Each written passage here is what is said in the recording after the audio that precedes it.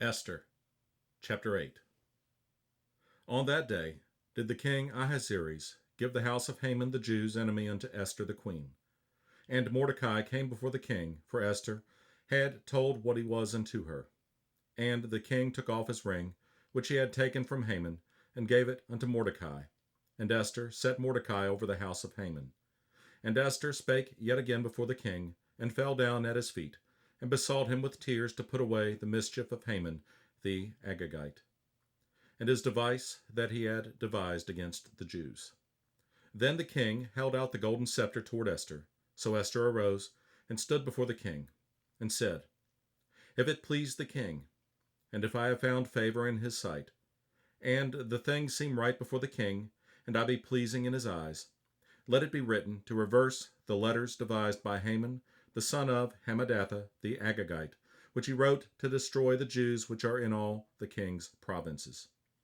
For how can I endure to see the evil that shall come unto my people?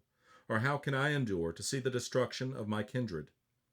Then the king Ahasuerus said unto Esther the queen, and to Mordecai the Jew, Behold, I have given Esther the house of Haman, and him they have hanged upon the gallows, because he laid his hand upon the Jews. Write ye also for the Jews, as it liketh you, in the king's name, and seal it with the king's ring. For the writing which is written in the king's name and sealed with the king's ring may no man reverse.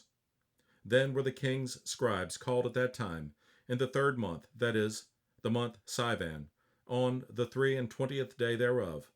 And it was written according to all that Mordecai commanded unto the Jews, and to the lieutenants, and the deputies and rulers of the provinces, which are from India unto Ethiopia, 127 provinces, unto every province according to the writing thereof, and unto every people after their language, and to the Jews according to their writing, and according to their language.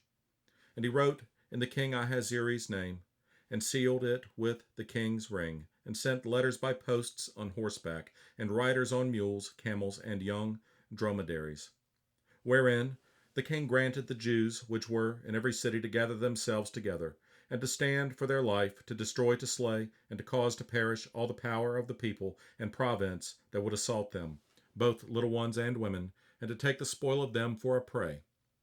Upon one day in all the provinces of King Ahasuerus, namely, upon the 13th day of the 12th month, which is the month Adar, the copy of the writing for a commandment to be given in every province was published unto all people, and that the Jews should be ready against that day to avenge themselves on their enemies.